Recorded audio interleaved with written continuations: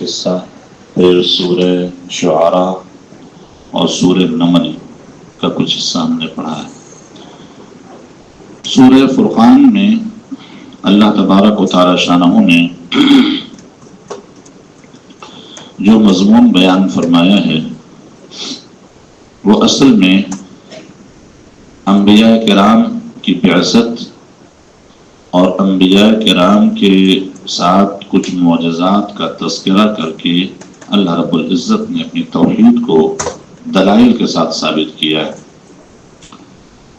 اور پھر جب یہ سپارہ 19واں شروع ہو جاتا ہے تو اس سپارے کے اندر اللہ تعالیٰ نے کافروں کا تذکرہ کرتے ہوئے فرمایا کہ وہ کافر لوگ کہ جو قیامت کا ایمان نہیں رکھتے، ان کافروں کے سامنے جب حقائق کھولیں گے نا، پھر ان کے اعمال کا ہم وہ حشر کریں گے جو گرد و غبار کی ہوتی۔ جتنی بھی نیکیاں کر لیں دنیا کے اندر، بڑے بڑے NGOs چلا رہے ہیں کافر لوگ، بڑی بڑی بلڈنگیں بناتے ہیں، مشنری ادارے بناتے ہیں، ہسپتال بناتے ہیں اور نہ معلوم کیا کیا۔ اللہ فرماتے ہیں وَقَدِمْنَا إِلَى مَا عَمِلُوا مِنْ عَمَلٍ، جتنے بھی اعمال انہوں نے کیے ہیں ان سارے اعمال کو ہم قیامت میں فَجَعَلْنَاهُ هَبَاءً مَنْثُورًا، وہ غبار بنا دیں گے، کوئی حیثیت۔ لَا نُقِيمُ لَهُمْ يَوْمَ الْقِيَامَةِ وَزْنًا، قیامت میں ان کے اعمال کی کوئی وزن نہیں، کوئی ویلو نہیں ہوگی۔ کیوں؟ ایمان نہیں ہے، کفر ہے۔ یہ بات ذہن میں رکھنی ہے کہ جب تک ایمان نہیں ہے کوئی عمل اللہ کے ہاں وزندار نہیں۔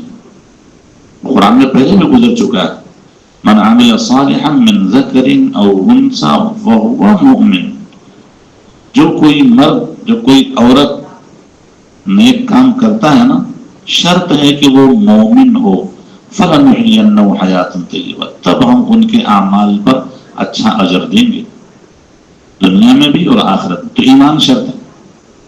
تو کفر کی وجہ سے اللہ نے صاف فرما رہا ہے۔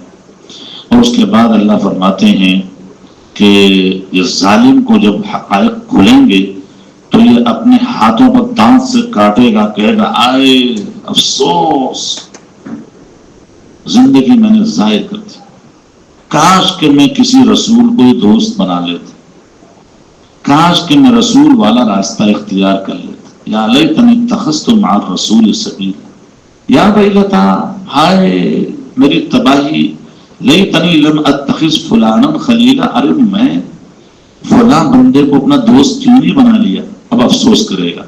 اللہ فرماتے ہیں اب افسوس کا کوئی فائدہ نہیں ہے۔ قیامت میں یہ منظر سامنے آئے گا۔ ایک تو یہ اللہ نے بیان فرمایا، اسی میں ایک اور ذکر ہے، سرکار دو عالم صلی اللہ علیہ وسلم کا ایک فرمان اللہ نقل کر رہے ہیں، سوچنے کی بات۔ یعنی حضور جو بات قیامت کے میدان میں فرمائیں گے وہ بات اللہ نے قرآن میں لکھ دی ہے۔ حضور یہ کہیں گے کہ اے میرے پروردگار، میری اس قوم کے لوگوں نے قرآن کو چھوڑ دیا تھا، ان قوم اتخذوا هذا القرآن مہجورا، قرآن کو چھوڑ رکھا ہے مسلمانوں نے، نہیں پڑھتے قرآن۔ پڑھنا اور ہے، تلاوت اور ہے۔ یہ جو کچھ ہم سن رہے ہیں تراویح میں تو تلاوت ہو رہی ہے، یہ جو قرآن لے کے بیٹھ جاتے ہیں 8 سپارے 10 سپارے 5 سپارے جو پڑھے رمضان، یہ تلاوت ہے۔ پڑھنا کچھ اور ہے۔ پڑھنا تو اسے کہتے ہیں، مثال سے بات عرض کرتا ہوں، ہمارے موبائل فون پہ کوئی میسج آتا ہے اور فوراً اس کو ہم کلک کرتے ہیں، اس کو ہم پڑھتے ہیں، یہ ہے پڑھنا۔ سمجھتے ہیں، اس کو رپلائی دیتے ہیں، اس کو فالو کرتے ہیں، یہ پڑھنا ہے۔ اس طرح سے پڑھنا قرآن کو چاہیے۔ قرآن بھی تو میسج ہے نا، کس کا میسج ہے؟ آسمان والے کا۔ اور کس کے ذریعے بھیجا؟ اپنے سب سے عظیم میسنجر صلی اللہ علیہ وسلم کے ذریعے، یہ بھی میسج۔ تو قرآن کو چھوڑا، اللہ کے سامنے نبی پاک علیہ السلام اس کا شکوہ کریں گے، اللہ ہم سب کی حفاظت فرمائے۔ اس کے بعد اللہ تبارک و تعالی شانہ نے اسی سورہ فرقان میں کچھ اور قوموں کا بھی تذکرہ کیا ہے جن قوموں کو اللہ نے ہلاک کیا۔ اس میں ایک اور بات اللہ نے ارشاد فرمائی ارأیت من اتخذ الہہ ہوا، اے نبی کیا آپ نے اس شخص کو دیکھا جس نے اپنے نفس کو ہی اپنا خدا بنا لیا، نفسانی خواہشات کو ہی کیا بنا لیا؟ خدا، اسی کے پیچھے چل رہا۔ اب اس کے بارے میں اللہ فرماتے ہیں یہ وہ لوگ ہیں ان میں اکثر وہ ہیں سنتے بھی ہیں، عقل بھی رکھتے ہیں، لیکن ہیں جانوروں جیسے، بلکہ جانوروں سے بدتر ہے۔ بھئی نفس کے پیچھے چلنا چاہیے مانا غلط، جو جانوروں کی صفت ہے۔ جانور کو یہ گھاس کھانا ہے تو اس گھاس پہ جائے گا، چاہے کیچڑ میں پاؤں لگے کہیں بھی لگے، کانٹوں سے گزرنا، وہ گھاس کھانا ہے، اس نفس کے پیچھے جانور چل رہا ہے۔ تو ہم بھی اگر نفس کے پیچھے چلیں گے تو ہماری مثال اللہ کے ایسے، اللہ ہم سب کی حفاظت فرمائے۔ اس کے بعد اور بھی بہت سارے مضامین اس میں بڑے قیمتی مضامین ہیں۔ آخر میں سورہ فرقان جہاں ختم ہو رہی ہوتی ہے آخری رکوع، اس میں اللہ تعالیٰ نے اپنے کچھ نیک بندوں کی صفات بیان کی۔ ان نیک بندوں کی صفات بیان کرتے ہوئے فرمایا یہ میرے بندے جو زمین پر چلتے ہیں تواضع کے ساتھ، وعباد الرحمن الذین یمشون علی الارض ہونا، اللہ ایسے لوگوں کو پسند کرتا، اکڑ کے چلنے والوں کو اللہ پسند نہیں کرتا۔ انک لن تخرق الارض ولن تبلغ الجبال طولا، اکڑ کے کیوں چلتا ہے بھائی؟ نہ زمین کو تو پھاڑ سکے گا، نہ پہاڑ پہ تو جو ہے جا کر کے پھانس سکے گا، تو کیوں اکڑ کے چلتا ہے؟ لا تمشی فی الارض مرحا، اللہ پسند نہیں کرتا۔ اللہ جو اپنے بندوں کے لیے پسند کرتے ہیں وہ یہ پسند، تواضع سے چلو۔ کیسے چلو؟ تواضع۔ ہمارے نبی صلی اللہ علیہ وسلم جب چلتے تھے تو آپ کی چال کیسی ہوتی تھی؟ رفتار تیز ہوتی تھی، سر نیچے کی طرف جھکا ہوتا تھا، جس سے لگتا تھا کہ سراپا تواضع۔ کیا ہے سراپا تواضع؟ اور اس میں ایک حکمت چھپی ہوئی ہے، وہ حکمت سمجھیں۔ ہم پہلے پڑھ چکے ہیں سورہ اعراف کے اندر کہ شیطان نے اللہ سے کہا تھا یا اللہ آج آپ نے مجھے راندہ درگاہ کر دیا، ذلیل و خوار کر دیا، اب میں آپ کے بندوں کو جا کر بہکاؤں گا، آگے سے، پیچھے سے، دائیں سے، بائیں سے، چاروں طرف سے بہکاؤں گا۔ تو چار سمتیں ایسی ہو گئیں کہ آدمی جب راستہ چل رہا ہو تو ان چار سمتوں کی طرف نہیں دیکھنا چاہیے۔ اب دو سمتیں رہ گئیں، یا تو اوپر دیکھے یا نیچے دیکھے۔ اوپر دیکھے گا تو ٹکرائے گا، کہیں گرے گا، تو کون سی سمت بچ گئی؟ نیچے، نیچے دیکھ کے چلو، یہی نبی کی سنت ہے۔ اور اسی میں تواضع کی شکل بنتی، اسی میں تواضع کی صورت بنتی۔ یہ قرآن ہمیں سکھا رہا ہے۔ ہمارے نبی صلی اللہ علیہ وسلم اس طرح چلا کرتے تھے۔ ایک بات فرمایا میرے بندے وہ لوگ ہیں کہ جو راتوں کو جاگتے ہیں اپنے رب کے سامنے سجدے کی حالت میں، قیام کی حالت میں۔ یہ وہ لوگ ہیں جو کہتے ہیں یا اللہ ہم سے دوزخ کا عذاب دور کر دے، اور اس کا عذاب بڑا شدید ہوگا، اور وہ تو پکا ہی ہے، پکا ہے۔ جو مستحق ہیں عذاب کے ان کے لیے تو قرض ہے ایک طرح کا، یہ پورا ہو کے رہے گا۔ انہا ساعت مستقروں، بہت برا ٹھکانہ ہے، بہت بھی تکلیف دہ جگہ ہے۔ فرمایا میرے نیک بندے وہ ہیں کہ جب مال خرچ کرتے ہیں تو اسراف نہیں کرتے اور بخل بھی نہیں کرتے، اعتدال سے چلتے۔ تو بخل بھی اللہ کو پسند نہیں ہے اور اسراف بھی اللہ کو پسند نہیں ہے، اپنے اچھے بندوں کے لیے اعتدال پسند۔ اور میرے بندے وہ ہیں جو اللہ کے ساتھ کسی اور کو معبود نہیں پکارتے، نہ، اور نہ کسی کو قتل نہیں کرتے، زنا وہ نہیں کرتے، اور اگر کوئی ایسا کرے تو بہت خطرناک گناہ میں مبتلا ہوتا ہے اور اس کے لیے قیامت میں عذاب ڈبل ہوگا۔ ہاں اگر کوئی توبہ طائب ہو جائے، نیک عمل کر لے، تو فرمایا ایمان اور نیک عمل کے بدلے اللہ تعالیٰ ان کے پرانے گناہوں کو نیکیوں میں تبدیل کر دیں گے۔ یہ اللہ فرمایا، ہمیں توبہ طائب ہوتے رہنا چاہیے بار بار۔ اس میں اور بھی صفات اللہ نے بیان فرمائی کہ جو لوگ جھوٹی گواہی نہیں دیتے، نیک بندے ہوئے ہیں جھوٹی گواہی نہیں دیتے، لغو چیز میں گزرتے ہیں تو اپنے آپ کو شرافت کے ساتھ گزار دیتے ہیں، وہ لغو چیز میں مشغول نہیں ہوتے۔ والذین هم عن اللغو معرضون، اور وہ دعا مانگتے ہیں کیا کہ اللہ ہمیں ہماری بیوی ہمارے بچوں کی طرف سے آنکھوں کی ٹھنڈک عطا فرما، یہ دعا مانگتے، اور ہمیں نیک لوگوں کا پیشوا اور رہنما بنا۔ تو یہ صفات ہیں اللہ تعالیٰ نے بیان فرمائی. اس کے بعد سورہ شعراء شروع ہوتی ہے. سورہ شعراء میں اللہ تعالیٰ نے کئی پیغمبران عالی مقام کی تفصیل بیان فرمائی ہے. اس میں شروع میں بھی اور آخر میں بھی موسیٰ علیہ السلام کا واقعہ اللہ رب العزت نے بیان کیا ہے. اور بڑی زبردست طریقے سے آج کے اس نشست میں ہم صرف حضرت موسیٰ علیہ السلام کے واقعے کو فوکس کر لیتے ہیں. باقی اور جو انبیاء کرام کے واقعات مذکور ہیں وہ انشاءاللہ کسی اور نشست میں. یہاں اللہ تعالیٰ فرماتے ہیں آپ یاد کرو اس وقت کو جبکہ تمہارے رب نے موسیٰ کو پکار کر کہا کہ جاؤ ظالم لوگوں کے پاس، اور وہ فرعون کی قوم ہے، جاؤ. حضرت موسیٰ علیہ السلام کو پیغمبری دی نا اللہ نے. جب پیغمبری دی تو پیغمبری دینے کے بعد فرمایا جاؤ اسی کے پاس جس کے ہاں تم پلے بڑے ہو. یہ تو ظالم تھا. کون؟ فرعون. اور حضرت موسیٰ علیہ السلام کی تلاش میں اس کی پوری فوج تھی. ان کو پکڑا جائے، ان کو قتل کیا جائے. کیوں؟ اس لیے کہ موسیٰ علیہ السلام کے ہاتھ سے ایک قبطی مر گیا تھا، یاد ہے؟ وہ قبطی جو ہے کسی مسلمان کو تنگ کر رہا تھا. مسلمان نے فریاد کری، موسیٰ علیہ السلام نے مسلمان کی مدد کرنے کے لیے قبطی کو ایک گھوسا مارا. پیغمبر کا گھوسا تو پتہ ہے، باکسر کا گھوسا تو 15 کلو کا ہوتا ہے، اور پیغمبر کا گھوسا اس میں 0 لگا دو 15 پہ، کتنے کا ہو گیا؟ 150 کلو کا. کسی کا باپ نہیں بچ سکتا. گھوسا لگ جانا پیغمبر. میں چٹان کئی صحابہ نہیں توڑ سکتے تھے، حضور نے ایک پھاوڑا مارا، چٹان کے 2 ٹکڑے ہوئے. پیغمبر کی طاقت یہ ہوتی ہے بھائی. ہاں، رکانا جو دیار عرب کا سب سے خطرناک پہلوان سمجھا جاتا تھا، اور صرف پہلوان نہیں تھا، اتنا بھاری اس کا وزن تھا، کہتے ہیں لگتا تو پتہ نہیں کوئی بھینس ہے. یہ میرے الفاظ ہے، مگر ڈھونڈنا نہیں کہیں اس لفظ کو. اب وہ حضور کے کہیں آمنا سامنا ہو گیا. حضور نے کہا یار تیری زندگی کب تک ایسے گزرے گی، مان لے ہماری بات. کہنے لگا میاں ایسے تھوڑی مانوں گا میں.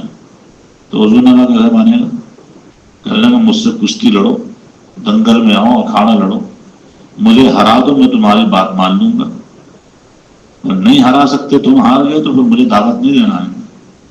حضور نے کہا اچھا چل گئے، ہو گئی کشتی طے ہو گئی، چل آ جا شاباش. وہ مجمع وہاں کھڑا ہوا، کشتی شروع ہو گئی. کس کی؟ رکانا اور پیغمبر علیہ السلام. پیغمبر کی طاقت بتا رہا ہوں میں. کہتے ہیں کہ اس وقت دیار عرب کا سب سے بھاری بھرکم جسم والا آدمی تھا وہ.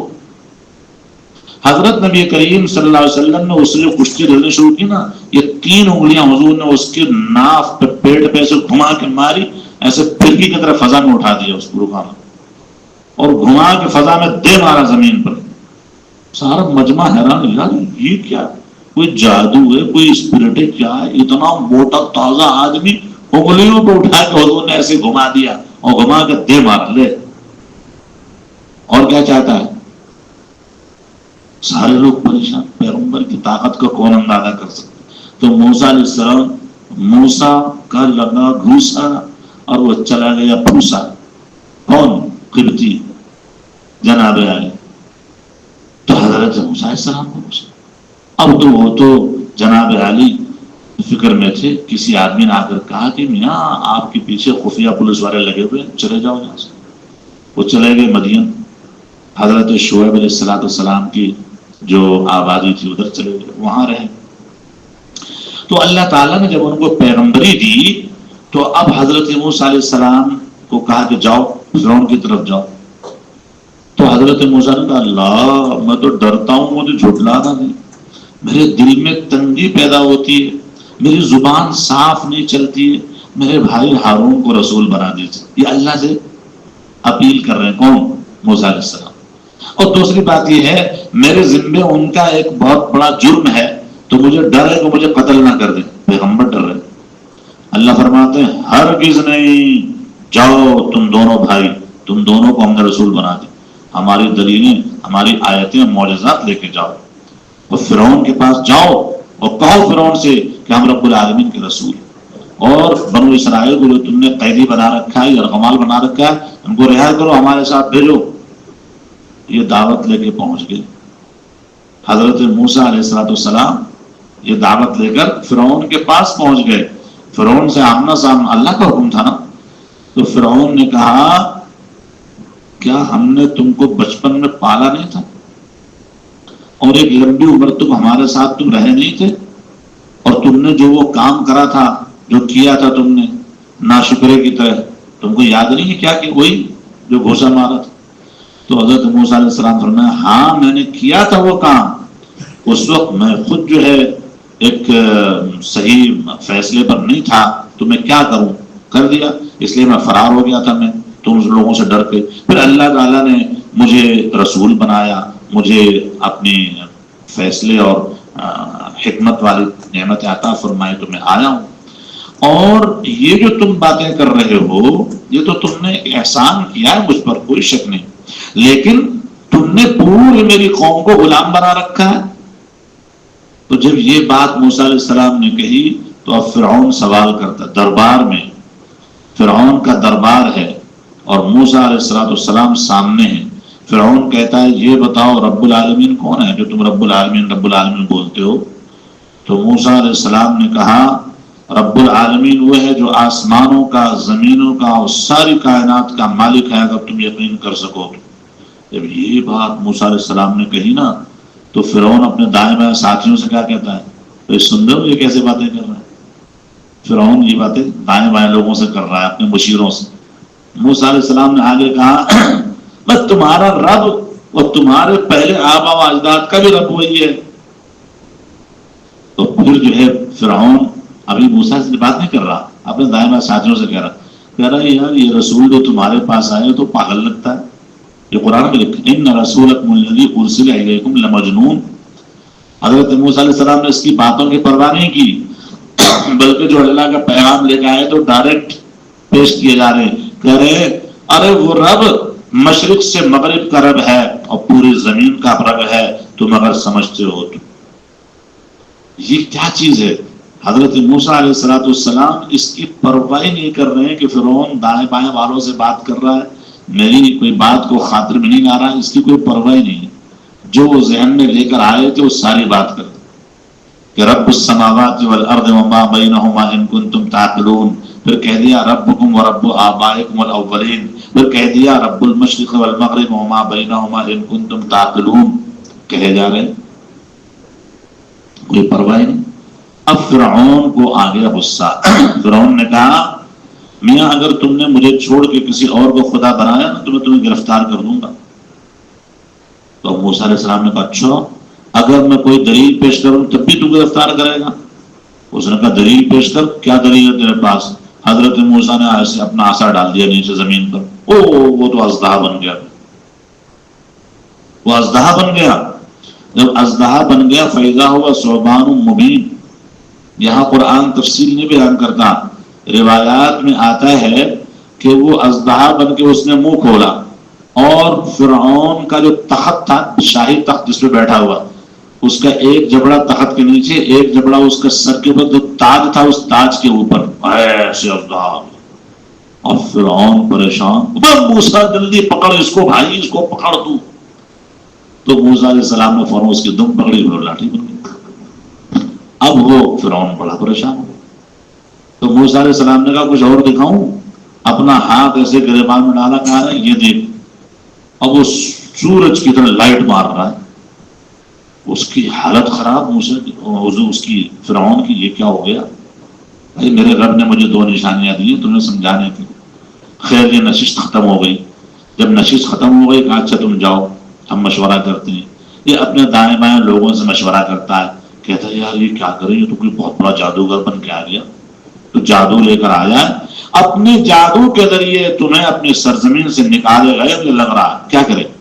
تو اس کے مشیروں نے کہا آپ ایسا کریں اس کو تھوڑا مہلت دیں، اس کے بھائی کو بھی مہلت دیں، اور تمام اپنے ملک کے شہروں میں اعلان کروائیں، سارے جادوگروں کو جمع کریں. سارے جادوگر آ گئے. لوگوں سے بھی اعلان کر کے کہا گیا بھائی فلاں دن سارے کے سارے فلاں میدان میں جمع ہو جاؤ. لوگ بھی سارے جمع ہو گئے، جادوگر بھی آ گئے. تو جادوگروں نے کہا فرعون سے یہ بتاؤ اگر ہم کامیاب ہو گئے تو کچھ انعام ملے گا؟ سب لالچی ہوتے. سارے کیا ہوتے ہیں؟ لالچی. لالچ سے بچا ہوا صرف پیغمبر ہوتا ہے، وہ صرف اللہ کے لیے کام کرتا ہے. وہ باقی کس کے لیے کام کرتے ہیں؟ اس کے لیے کام کرتے ہیں. بتائیے آپ. تو فرعون نے کہا ہاں بھائی تم سارے کے سارے میرے مقرب بنا لیے جاؤ گے. اس کے بعد موسیٰ علیہ السلام نے ان سے کہا بھائی ڈالو، کیا تم پیش کرتے ہو؟ ان سب نے اپنی رسیاں اور لاٹھیاں زمین پر ڈالی اور وہ فرعون کی قسم کھائے. فرعون کو خدا مانتے تھے نا، بعزت فرعون. جیسے آج کل بھی ہمارے بہت سے جاہل اس پاکستان کے سرزمین پر ہیں، وہ نعرہ لگاتے ہیں بھیش پگاڑا. بھیش پگاڑا کیا ہے بھائی؟ یہ کیا چیز؟ شرک نہیں ہے؟ وہی شرک یہاں پر بعزت فرعون، فرعون کے نام کا نعرہ لگ رہا ہے. اس کے بعد جناب والا موسیٰ علیہ السلام نے اپنا عصا پھینکا. اس عصا نے بڑا عذابن کو سارے سانپوں کو نگلنا شروع کر دیا. جب یہ منظر دیکھا فَأُلْقِيَ السَّحَرَةُ سَاجِدِينَ، سارے جادوگر سجدے میں گر گئے اور کہنے لگے ہم تو رب العالمین پر ایمان لے آئے، موسیٰ اور ہارون کے رب پہ ایمان لے آئے. اب فرعون نے جب یہ منظر دیکھا تو فرعون غصے میں آ گیا، ہیں تم اس پر ایمان لے آئے میری اجازت کے بغیر؟ یہ تمہارا ہی بڑا کوئی استاد لگتا ہے، اسی نے تم کو جادو سکھایا. ان قریب تم دیکھو کہ تمہارا حشر کیا کرتا ہوں. تمہارے ہاتھ کٹوا دوں گا، تمہارے پاؤں کٹوا دوں گا، تمہیں سولی پہ چڑھا دوں گا. ان جادوگروں نے کہا کوئی پرابلم نہیں، جو چاہے تو کر لے بھائی. اب تو ہمیں اس بات کی توقع ہے کہ ہمارا رب ہماری مغفرت کرے گا اور ہم ابتدائی ایمان والوں میں ہم ہوں. پہلے ہم موسیٰ پہ ایمان لائے. یہ ہے پیغمبر کی شان. جب پیغمبر کا معجزہ ظاہر ہوتا ہے، جو دشمن ہوتے ہیں وہی سب سے پہلے کیا ہوتے ہیں؟ تابعدار ہو جاتے ہیں. اس کے بعد کیا ہوا؟ حضرت موسیٰ علیہ السلام سے تو اب پوری ٹھن گئی نا فرعون کی قوت. ایک طرف موسیٰ علیہ السلام اور کچھ بنو اسرائیل کے لوگ ایک طرف. اللہ تعالیٰ نے راتوں رات حکم دیا کہ موسیٰ تم نکل پڑو، نکلو یہاں سے. اپنے ساتھیوں کو، اپنے قوم کو لے کر نکل پڑے. ادھر فرعون کو پتہ چلا، فرعون نے اعلان کروا دیا آ جاؤ بھائی فوج کے لوگ سارے جمع ہو جاؤ، پکڑتے ہیں ان کو، بھاگ رہے ہیں بنو اسرائیل، یہ یہودی بھاگ رہے ہیں. ان ہؤلاء لشرذمۃ قلیلون، یہ مٹھی بھر لوگ ہیں، ہم ان کو پسند نہیں کرتے، ہمیں ان سے اندیشے ہیں. اب جناب عالی کیا ہوا؟ اللہ تعالیٰ نے فرعونیوں کو بھی روانہ کیا ان کے پیچھے. اللہ فرماتے ہیں روانہ ہوئے، بڑے بڑے باغات، چشمے، سب کچھ ان کو ہم نے نکالا ان سے نعمت. نکلو اب تم سارے کے سارے. بڑے بڑے خزانے چھوڑ کر یہ موسیٰ کے پیچھے لگ گئے. اب جناب والا ہوا کیا؟ یہ دیکھا کہ بالکل دریا کے قریب جب پہنچ گئے تو دونوں کے دونوں گروہ ایک دوسرے کو دیکھ لیں. فرعون دیکھ رہا ہے کہ یہ موسیٰ اپنے قوم کو لے کے جا رہے ہیں اور موسیٰ اور ان کے قوم کے لوگ دیکھ رہے ہیں کہ پیچھے فرعون اس کا لشکر آ رہا ہے. اب وہ ڈر گئے کہ اے موسیٰ ہم تو پکڑے گئے. تو موسیٰ علیہ السلام فرمانے ان معی ربی سیہدین، میرے ساتھ میرا رب ہے، وہ ضرور ہمیں راستہ دے گا. اللہ فرماتے ہیں وحی کے ذریعے ہم نے کہا کہ اپنا عصا آپ پانی پہ مارو. جب پانی پہ عصا مارا تو اس پانی کے اندر اللہ نے ہر قبیلے کے لیے پورا راستہ بنا دیا. قبیلے کتنے تھے؟ 12 راستے بن گئے. اور اس کے بعد اس میں سے سب نکل گئے. اور فرعون جب اندر آیا اور اپنے پوری فوج کو لے کر آیا، اللہ فرماتے ہیں انجینا موسیٰ ومن معہ اجمعین، موسیٰ اور ایمان والوں کو ہم نے اسی راستے میں سے نجات دی. ثم اغرقنا الآخرین، لیکن دوسروں کو ہم نے ڈبو دیا، اسی راستے میں ڈبو دیا. یہ اللہ ہے، یہ اللہ ہے. میرے دوستو، اللہ تعالی مصیبت کے نقشوں میں سے عافیت پیدا کرتا ہے اور عافیت کے کھلے راستوں میں سے مصیبت پیدا کر دیتا ہے. یہ اللہ ہے. تو لہذا معلوم یہ ہوا کہ حضرت موسیٰ علیہ السلام اور ان کی قوم پر اللہ تعالیٰ نے کیسے کیسے احسانات کیے. اور احسانات کرنے کے بعد اللہ رب العزت نے اس قوم کو پھر تنبیہ بھی فرمائی کہ دیکھو اتنے احسانات ہم نے تم پر کیے ہیں، اب تمہارے اعمال کا ہم دیکھیں جائزہ، تم کیا کر کے دکھاتے ہو. اگر شکر گزاری پر رہو گے تو نعمتیں بڑھتی رہیں گی، اور اگر ناشکری پہ آؤ گے تو ہمارا عذاب سنگین ہے. یہ قوم ناشکری بنی. جب یہ ناشکری بنی تو اس ناشکری کا عذاب یہ بھگت رہے دنیا میں. اب یہ دوبارہ بھگت رہے ہیں. یہ جو اسرائیل اور فلسطین کا قضیہ چل پڑا ہے، آپ یہ نہ سمجھنا کہ اسرائیل کے ساتھ دنیا کے بڑی سپر پاور طاقتیں لگی ہوئی ہیں تو مسلمان ختم ہو جائیں گے؟ مسلمان ختم نہیں ہوتے. مسلمان ختم ہونے کے لیے پیدا ہوا ہی نہیں. سمجھ رہے آپ؟ یہ ان کی آزمائش اور یہ اللہ رب العزت کے فرمان سے اشارہ ہے. وَلَئِن كَفَرْتُمْ إِنَّ عَذَابِي لَشَدِيدٌ، میرا عذاب شدید. اور یہ کس کے لیے فرمایا؟ یہ بنو اسرائیل ہی کے لیے فرمایا. تو میرے دوستو، اللہ رب العزت اپنی قدرت اس طرح دکھاتے ہیں کہ عافیت کے نقشوں میں ہلاکت اور ہلاکت کے نقشوں میں عافیت پیدا کرتے ہیں. اللہ تعالیٰ ہمیں ان سب باتوں کی سمجھ عطا فرمائے. اس کے بعد ابراہیم علیہ السلام کا تذکرہ ہے، وہ بہت زبردست اس میں تذکرہ ہے. قوم نوح کا تذکرہ ہے، ان کے احوال کا. پھر قوم عاد اور اسی طرح قوم سمود کا، قوم لوط کا، قوم شعیب کا تذکرہ ہے. اور آخر میں جو سورہ نمل ہے، اس سورہ نمل میں ایک بڑا اہم مضمون ہے چونٹی والا. نمل چونٹی کو کہتے ہیں.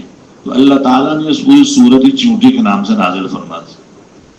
حضرت سلیمان علیہ السلام کو اللہ تعالیٰ نے طرح طرح کا لشکر اور قوت عطا فرمائی تھی. زبانیں بھی سمجھتے تھے، پرندوں کی زبان، کیڑے مکوڑوں کی زبان، ہر ایک کی زبان حضرت سلیمان علیہ السلام سمجھتے تھے. ایک دفعہ انہوں نے لشکر ترتیب دیا اور لشکر ترتیب دے کے جب چلے تو آپ نے تلاش کیا کہ بھائی سب موجود ہیں کہ نہیں. پرندوں کا بھی تلاش کیا. چل پڑے. چلتے چلتے ایک وادی کے پاس سے گزرے جس کو وادی نمل کہا گیا ہے، چونٹیوں کی وادی. تو وہاں ایک چونٹی جو بڑی تھی سردار، اس نے اپنے تمام ساتھیوں کو کہا کہ بھائی سب اپنے اپنے بلوں میں گھس جاؤ، سلیمان آ رہا ہے، اس کا لشکر آ رہا ہے، کہیں وہ تمہیں کچل نہ دے بے خبری میں. یہ بات کہیں سلیمان علیہ السلام نے سن لی اور سمجھ لی تو سلیمان علیہ السلام مسکرا پڑے. اور اس کے بعد اللہ سے دعا مانگنے لگے، یا اللہ مجھے توفیق عطا فرما کہ میں تیری نعمتوں کا شکر گزار بنوں، اور یا اللہ تو نے نعمتیں جو مجھے بخشی، میرے والدین کو بخشی ہیں، ان نعمتوں کا مجھے شکر گزار بنا، اور مجھے ایسے عمل کی توفیق عطا فرما جو عمل تجھے پسند. پھر حضرت سلیمان علیہ السلام نے پرندوں کا جائزہ لیا. پھر لشکر میں پرندوں کا لشکر کدھر ہے؟ کہا کہ جو حدود صاحب غائب ہیں، حدود موجود نہیں ہے. حضرت بہت ناراض ہوئے، کدھر گیا حدود؟ جلدی سے اس کی خبر نہ ہو ورنہ میں اس کو ذبح کر دوں گا پکڑ کے. ایسے غصے میں تو حدود ذرا آیا، دیر سے آیا، آگے قریب بیٹھ گیا کہ سرکار میں لیٹ اس لیے ہو گیا کہ میں آ رہا تھا، راستے میں ایک قوم کے پاس سے میں گزرا. وہ قوم بڑی عجیب قوم ہے، اس کی تو بادشاہ ایک عورت ہے، عورت بادشاہت کر رہی، اس کا بڑا عرش ہے، بڑی قوت ہے، بہت طاقت والی قوم ہے جو مجھے معلوم ہے آپ کو نہیں معلوم. احط بما لم تحط به، یہ پرندہ کہہ رہا ہے. اس جملے سے علماء نے ثابت کیا، قرآن کہتا ہے کہ پیغمبر عالم الغیب نہیں ہوتا، پیغمبر کو غیب کا علم نہیں ہوتا، اللہ تعالیٰ دے دیتے ہیں تو علم ہوتا. دیکھیں پرندہ کہہ رہا ہے کہ مجھے جو بات معلوم ہے وہ آپ کو معلوم نہیں ہے. اس قوم کا نام قوم سبا ہے. اللہ تعالیٰ نے اس کے نام سے پوری سورت نازل فرمائی، قوم سبا، انشاءاللہ پڑھیں گے. تو حضرت سلیمان علیہ السلام نے کہا اچھا یہ بات ہے، کہا اچھا ایسا کرو تمہاری بات سچی ہے جھوٹی ہے ہمیں تو ایسے پتہ چلے گا، ایک خط لے جاؤ، ہمارا خط. اس خط کو سلیمان علیہ السلام نے لکھوایا ملکہ کے نام سے.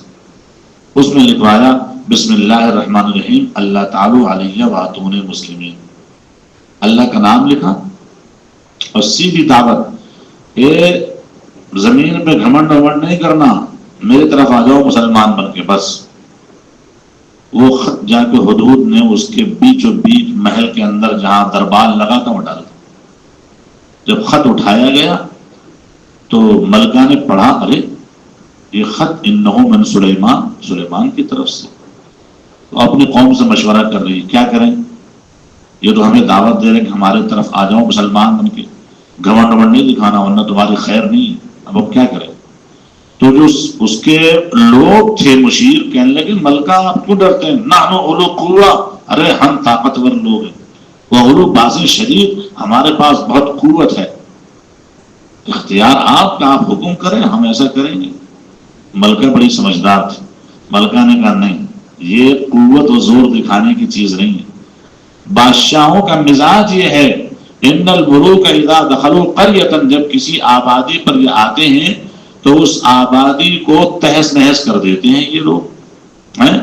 اور کیا کرتے ہیں یہ، اور یہ کرتے یہ ہیں کہ اس بستی کے معزز لوگوں کو ذلیل کر دیتے ہیں، لہذا ہم یہ کام نہیں کریں گے. یہ بات جو ہے ان الملوک اذا دخلوا قریۃ افسدوها وجعلوا اعزۃ اہلها اذلہ وکذلک یفعلون، یہ شاہوں کا مزاج قرآن لکھ رہا ہے. آپ دنیا کی تاریخ دیکھیں، جب سے امریکہ وجود میں آئے، آج تقریباً 4 صدیاں ہونے والی ہیں امریکہ وجود میں آئے، جب سے پاور بنا ہے اس کی بدماشی ہر جگہ چل رہی، جہاں جاتا ہے تباہی بربادی پھیلاتا ہے اور لوٹ مار کے لے آتا ہے، اور یہی کچھ جناب اور انگریز کرتے رہے. یہ قرآن کہہ رہا ہے ان کا مزاج ایسا ہوتا ہے، جب کسی بستی پہ جاتے ہیں تو وہاں تباہی مچاتے ہیں. لہذا ہم ایسا کرتے ہیں، ہم یہاں سے بھیجتے ہیں ہدیہ تحفہ سلیمان کے نام سے. وہ ہدیہ تحفہ اگر انہوں نے قبول کر لیا تو پھر تو ٹھیک ہے، اور قبول نہیں کیا تو پھر ہمیں کچھ سوچنا پڑے گا. حضرت سلیمان علیہ السلام کے پاس بہت قیمتی ہدایہ بھیجے ملکہ نے. سلیمان علیہ السلام نے ہدیہ دیکھ کر کہا، اچھا تم ہدیہ بھیج رہے ہو، جو کچھ تم نے بھیجا ہے اس سے زیادہ اچھی چیز میرے پاس، چلو واپس جاؤ اور ان کو بولو سلامتی کے ساتھ آتے تو ٹھیک ہے، ورنہ ہم لشکر لے کر آ گئے. سلیمان علیہ السلام نے بتایا. اب ابھی لشکر کی تیاری ہو رہی ہے، یہ پیغام ملکہ کو پہنچ گیا. ملکہ نے کہا ہم لڑتے نہیں ہیں، ہم چلے جاتے ہیں. انہوں نے ہم کو دعوت دی، ہم چلے جاتے ہیں. جب یہ تیاری کر رہی ہے، ادھر سلیمان علیہ السلام اپنے دربار میں اعلان کر رہے ہیں، بڑی دلچسپ باتیں ہیں. دربار میں کہا کہ بھائی یہ بتاؤ، یہ ملکہ آ رہی ہے پورے لشکر کے ساتھ، میرے پاس آنے سے پہلے پہلے اس کا پورا محل اٹھا کے میرے پاس کون لا سکتا ہے؟ یہ قرآن ہے. تو وہاں پر ایک جن تھا، بہت بڑا جن، عفریت من الجن. اس جن نے کہا اب آتی کا بھی، میں آپ کے پاس وہ پورا محل اٹھا کر لا سکتا ہوں. قبل ان تقوم من مقامک، آپ کی جو نشست ہو رہی ہے نا، یہ نشست ختم ہونے سے پہلے پہلے محل یہاں موجود ہوگا، چند منٹ میں لے آتا ہوں. جب یہ بات کہی تو وہاں ایک اللہ والا بیٹھا ہوا تھا. قال الذی عنده علم من الکتاب، یہ اللہ والا بیٹھا ہوا تھا. اس نے کہا حضرت سلیمان سے، حضرت انا آتی کا بھی قبل ان یرتد الیک طرف، آپ آنکھ بند کریں، آپ کی آنکھ کھلنے سے پہلے پہلے میں محل لا کر رکھ دوں گا. جن سے بھی زیادہ بڑی طاقت اس کے پاس. وہی ہو گیا. سلیمان علیہ السلام نے آنکھ بند کی، پلک جھپکی تو دیکھا محل یہاں موجود ہے، پورا محل موجود. ارے یہ کیسے ہو گیا؟ یہ قرآن میں یہ افسانے نہیں ہیں. وہ طاقت کیا تھی اس اللہ والے کے پاس؟ علماء لکھتے ہیں اس کے پاس اسم اعظم تھا. اس کے پاس کیا تھا؟ اسم اعظم کا پاور تھا. اس نے اسم اعظم پڑھا، محل کے اٹھانے کے منٹوں میں، کیا سیکنڈ ہے، وہ آ کے پہنچ گیا. تو جناب عالی جب وہ پہنچ گیا محل، تو اب وہ اللہ والا کہتا ہے ھذا من فضل ربی، یہ تو میرے رب کا فضل ہے، میرا کوئی کمال نہیں. اللہ ہمیں آزماتے ہیں کہ ہم شکر گزار بنتے ہیں یا ناشکرے بنتے ہیں، اور جو شکر گزار بنے گا اس کا اپنا فائدہ ہے، اور جو ناشکرہ بنے گا تو میرا رب بے نیاز، کسی کا محتاج نہیں. حضرت سلیمان علیہ السلام نے کہا کہ اس کے محل کے اندر کچھ تھوڑی تبدیلی لاؤ بھائی، کچھ تبدیلی لاؤ. پھر دیکھتے ہیں آنے والی جو ملکہ ہے پہچان پاتی کہ نہیں پہچان پاتی. جب وہ آ گئی تو پوچھا گیا کہ کیا تیرا محل اسی طرح کا تھا؟ تو کہتی ہے ہاں لگتا تو ایسا ہی ہے، کانہو، لگتا تو میرا ہی محل ہے. حضرت سلیمان علیہ السلام نے اس میں تھوڑی چینجنگ کرائی، اس کے فرش میں پانی ڈلوایا، اوپر سے شیشہ لگوا دی. اب جب وہ داخل ہوئی، قیل لها ادخل الصرح، محل میں آ جاؤ بھائی. جب وہ محل میں آنے لگی تو اس نے سمجھا کہ یہ تو پانی بھرا ہوا ہے. اس نے اپنے پائچے اٹھا لی. کشفت عن ساقیہا، تو سلیمان علیہ السلام نے فرمایا پائچے اٹھانے کی ضرورت نہیں ہے، تم تو خاتون ہو، یہ پانی ہے، یہ اوپر کیا ہے، ہم نے شیشہ لگایا ہوا ہے. اعلیٰ کیا فرمایا، انہ صرح ممرد من قواریر، یہ شیشے کے ذریعے ہم نے اس پر فٹنگ کی ہے، پانی تو نیچے. تمہارا کچھ بھی نہیں بھیگے گا۔ تو اب وہ سمجھ گئی رب انی ظلمت نفسی، کہتے واقعی میں نے بہت قصور کیا، میں کوتا ہوں۔ اب اس کے بعد اس نے کلمہ اسلام پڑھا اور وہ مسلمان ہو گئی۔ فرمایا وَأَسْلَمْتُ مَعَ سُلَيْمَانَ لِلَّهِ رَبِّ الْعَالَمِينَ۔ بہرحال تو اس میں اللہ تعالیٰ نے کیسی کیسی نشانیاں بتائیں۔ یہ اس کا نام ملکہ بلقیس جو مشہور ہے، ملکہ بلقیس۔ حضرت سلیمان علیہ السلام پر بھی یہ ایمان لے آئی۔ اور جناب عالی اہم بات یہ ہے سمجھنے کی کہ اس میں اعظم کا پاور دیکھیں۔ حضرت سلیمان علیہ السلام کے پاس جن ایسے تھے، جن ایک جن پورا محل اٹھا کر لانے پہ قادر، تو ایسے لوگ بھی تھے اس زمانے میں۔ اللہ تعالی ہمیں قرآن کے ان حقائق کو سمجھنے والا بنا دے اور ہم سب کو بھی اچھے والے اعمال کی توفیق عطا فرما دے، اور اس میں اعظم کی صفات اللہ ہمیں بھی عطا فرما دے۔ آمین وآخر دعوانا الحمدللہ۔ اللہم صلی علی سیدنا محمد وعلی آل سیدنا محمد وبارک وسلم۔ یا اللہ ہم سب کو اپنی رضا عطا فرما، اپنے حبیب صلی اللہ علیہ وسلم کی اتباع نصیب فرما۔ وصلی اللہ تعالی علی خیر خلق محمد وآلہ وصحبہ اجمعین آمین۔